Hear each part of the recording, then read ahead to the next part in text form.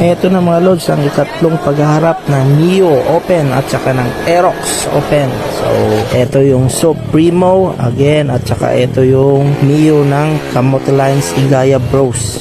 So maglalaban ulit sila mga lods sa tournament ng DRP Mindanao Leg 2. So ang ating rider ng Mio Open, Jervy, at ang Aerox pa rin mga lods, Nano on board. Ayan, panoorin natin mga lods. Kulot Racing versus Kamote Lines Igaya Brothers.